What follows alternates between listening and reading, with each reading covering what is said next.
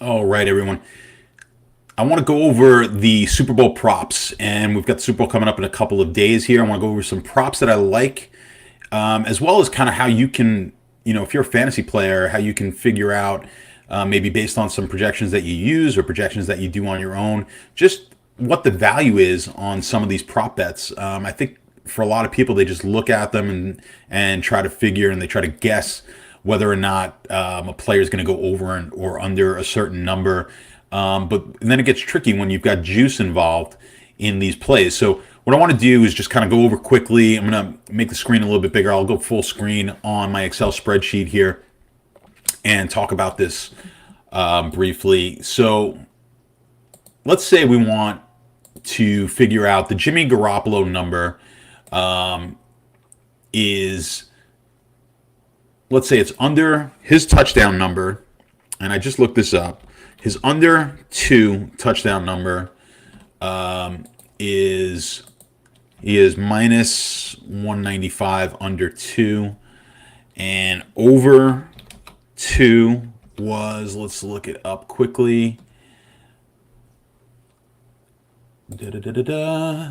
Over 2 was plus 155.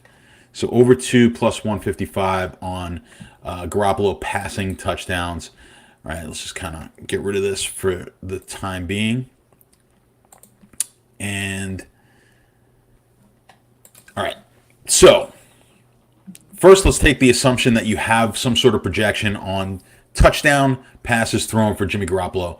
My number is going to be about 1.64 on pass touchdowns, passing thrown touchdowns here for Jimmy G. Now, how do we figure out how to come up with these numbers and whether or not I'm getting good value? Now, I'd like him to be under, like 1.64 looks like a good number because on average I'm under 2, but I've got to lay 195. It seems like an awful lot to lay. Is that worth it? Or is perhaps maybe taking over 2 plus 155 the play, or is there just no play here at all? So with a line like 2, first let's start to what this chart is here. So what I did is a Poisson distribution. I'm not going to go into a lot of detail on Poisson distribution. You can look that up. It's spelled like it is here, Poisson. And you're going to want to do this in Excel. You can make a table, a Poisson.dist. And then when you do the in parentheses, this first variable here is the X variable. Your X variable is going to be the potential, what they potentially can score. In this case, let's say what Jimmy G can possibly do as far as touchdowns thrown. So he could either throw 0, 1, 2, 3, 4, 5, and so on and so forth. Right? So those are the potential outcomes. This second number here, the B2, is my mean. It's called the mean. That's also going to be my projection. And then I'm going to keep this at false. What this does is between true and false, true is going to keep a cumulative summation here based on what the everything below. So it's going to give you the cum based on 3 or under. We don't want that right now. We want false, and we're going to get the exact distribution or the exact probability based on this projection that the player here, in this case Jimmy G, throws for this exact amount of touchdowns. So once you do all that, you're going to come up with a graph like this. So if my projection is good, I know that 19.4% of the time he is going to throw for 0 touchdowns in this game. So about a 1 in 5 chance he throws 0 touchdowns. There's about a 32% chance that he throws 1. If you combine those two, he's got a 51.2% chance to throw for under 2 touchdowns, and that's what we're looking for. So let's sum the 0 and the 1 to come up with our number, right? 51.2. And now, what's the probability it goes over 2? Well, to be exactly 2 is 26.1, and then everything over that would satisfy this. So we're going to go equal sum, and then we're going to take all the numbers above the 2. Now, how often does this push? Well, 2 pushes. It's going to land on 2 26.1% of the time. So we're just going to take that. And let's just double check. We want to make sure that this equals 100%. It does. So we basically We've covered all the possible outcomes. Obviously, once you get towards 6 touchdowns and 7 touchdowns, it's just the probability of that happening is minute, and certainly anything over 7 touchdowns is just not going to happen. But you can see this is how the normal distribution for a player projected to score 1.64 touchdowns will play out over time, assuming our projection is good, of course. Now, what we're going to do to figure out what the line should be, and I've got this formula in there already, is we've got, this is favored, right? So 51.2% of the time, the player is going to score under 2 touchdowns. 22.7% of the time, the player is going to score over 2 touchdowns, and this is going to push 26% of the time. So push, we don't care either way, but we want to know now what should the line be on something like this. So what we do is, and I've got the formula as you can see in there, is I'm going to do the negative because it's the favorite. So I want to do a negative of under 2 divided by over 2 and multiply that by 100. So I get a line of 225. My line here on this game, or on this prop, should be minus 225. But we look at it, I'm getting minus 195. So I'm actually getting 30 cents of value here. So it's a bet you can consider making. Right? So you might be scared off by the 195, but if your number's good here, that's not a terrible bet. Now let's say you've got 1.75 as your potential, your projection, I should say, for touchdowns. We've now moved to minus 186. So at 175, just moving this up about 0.1, this now becomes a play that does not have much value. Now, of course, the flip side, if this is minus 186, the fair value on over is going to be plus 186, right? So if I have a projection now of 2.2, we'd have to see, because now over is the favorite, so I'd have to actually do the same thing I did there. So I'm going to do the negative, actually, of this divided by this. I forgot to multiply by 100 times 100. So if my projection was 2.2, the fair line should be minus 106 to the over, plus 106 to the under, right? So your fair line is always going to be the same on the over and the under. Of course, when you see it like this, minus 195 plus 155, that's the spread that the book is making. So they're actually making 40 cents juice on this, which is a lot. Now, what if we had a situation where, let's go back, I've got a 1.64 projection, but now we've got under 2.5 or over 2.5, and I believe they have lines for that. Yeah, so he's under 2.5 minus 345.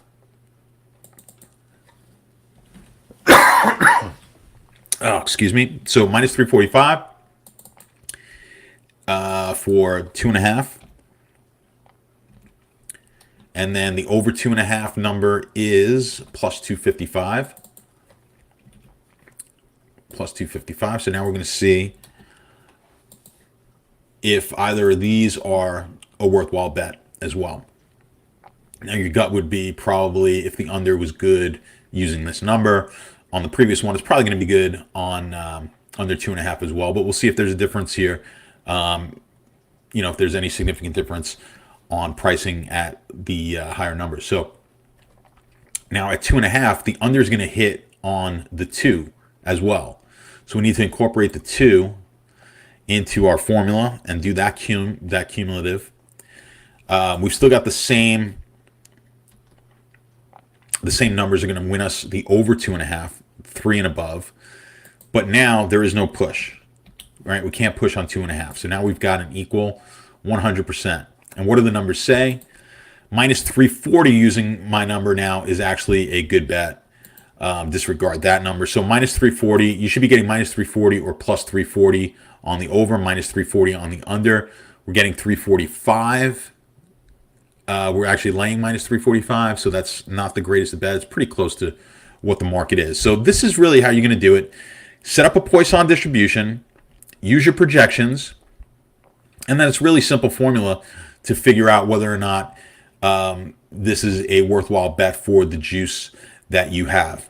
Just want to look at a few of the ones I liked this week, and this was using mybookie.ag lines. I think I've got a link down below for that. If you go ahead and look, I like in this game. I do like Kansas City a little bit. My model does not have the game one way or the other. But it's my own personal opinion. I like Kansas City to win the game. If when I did my analysis and looking at games where San Francisco gave up 24 points or more, Jimmy G really threw for a lot of yards in those games. So if you expect Kansas City to score, I expect the 49ers to also be able to, or Jimmy G to throw the ball a lot more than he usually does. So I'm taking a lot of overs here on Garoppolo. So I've got the over 237.5 at minus 125, over in completions, over in attempts. And I do have the under in touchdowns, as we said, because that was the number I'm using there, that 1.64. So we'll see how that turns out. I do like under from Mahomes 299.5. That's a big number. It could easily be a game like it was against Tennessee where Mahomes dominated, yet did not throw for 300 yards. So I'm taking the under there based on my projections. I'm taking under 2 touchdowns as well, but I'm getting plus 140 for that. I've got Mahomes projected to throw for more than 2 touchdowns, but as I showed you, the juice here is a little bit juicy, if you will, to take the plus 140. I'm also going to take the under 2.5 touchdowns. If it lands on 2, I will hit that as well. Garoppolo to run for more than 3.5 yards. I mean, that's a tricky one, of course, but I do like that at minus 120. 3.5, he really just needs one good run here. We cash that. I'm going to take the under Coleman, under 6.5 rush attempts. If things go the way they have been, Coleman may get one or two rush attempts if he's playing. We're going to assume that he's playing. These numbers will be based on whether or not Coleman plays or is even suited up for this game. If he gets suited up and he does not get into the game, we'll hit that bet. Thompson to run more than 1.5 times. Kansas City, I like that bet as well. I'm getting plus 110 on that. And then if he gets 2 rushes, we should get the over 4.5 for rushing yards as well. That said, before I continue with these, a lot of these are correlated. What I want you to do is be careful in, let's go back to the Garoppolo stuff. If you're taking these for one, if you're a $100 player, that's your unit size, and you're taking each one of these bets for 1 unit, these are so highly correlated with each other that the odds are good that you're either going to win these top 3 or lose. You could go 0-2 or 0-3 or 3-0 quite easily. So we don't want to be putting a full unit on these bets that are highly correlated. And quite frankly, a lot of bets, a lot of prop bets are going to be correlated to other prop bets as well. So I'll take these for a much, much smaller risk value. So you might, if you're going to take this many, you might be looking at taking like 0.1, 0.2 units, nowhere near 1 unit of risk at all. So, and I take these as a unit to win. So on the minus 155, if I was playing this for $100, I would risk 155 to win the 100. So I'm always risking. I'm always going to put in to win a unit amount. So in this instance, I want to be in these instances here, I want to be doing about, like I said, at most probably 0.2 units on these plays.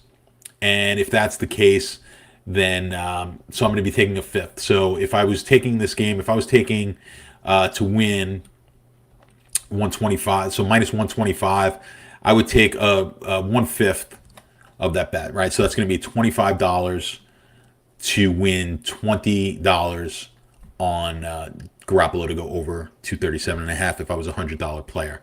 So just to round out the rest of these, you got Samuel. I like for under 17.5 rushing yards.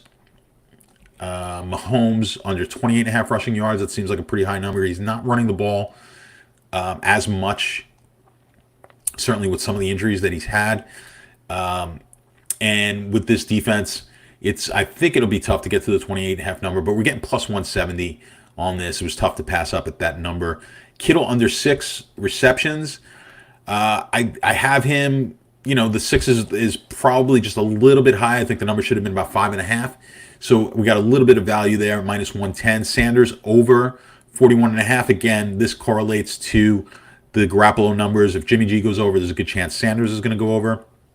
So I've got him over in yardage, over in receptions, and I've got Samuel also over on his receptions. Excuse me. Mostert over on receiving yardage. There's a theme here. I kind of like San Francisco to throw the ball a lot more than maybe expected. And this is just rounding out. We've got Robinson under 1.5 receptions. Hardman over 20.5 receiving yards, minus 140. And then I've got Williams, the running back, under 3.5 receptions for Kansas City, and I'm getting plus juice on that. So again, just mind yourself on the risk on these. You're going to want to lower your risk. You might take these are, there's a lot of these, and there's so many other bets. So there's hundreds of these prop bets, but I just look specifically at player prop bets. The yardage ones I find a little bit more difficult. It's a little easier. Nothing's easy to predict, but things like receptions and whatnot are a little bit easier to, the amount of rushing attempts, things like that. Because, of course, you can get really lucky. You throw a bomb to somebody from the 30-yard line, from the other team's 30-yard line, it's a 30-yard pass. You do it from your 30-yard line, it's a 70-yard pass, same play. So, yeah, on the yardage. But these are the ones I like. And for you guys who play daily fantasy, you may have your own projections out there. And go ahead and use that Poisson distribution like I showed you, and you can figure out whether or not you're getting value on your bets here as well. So again, head over to DFS Army. I'll put a link on the bottom. Head over to DFS Army, Beat the Bookie. If you're a member of Beat the Bookie, you've got my total analysis here on the Super Bowl, what I like, and the reasons why. We've got Ryan and Anthony also over at Beat the Bookie. We're ready to launch a new website. That's like moments away. It's days away. I just looked at at what it's looking like right now, and it looks really good. So we're going to be adding some tools. We're going to, of course, keep the Slack chats and all the advice that you guys get over in the Slack chats, plus all the picks that you get.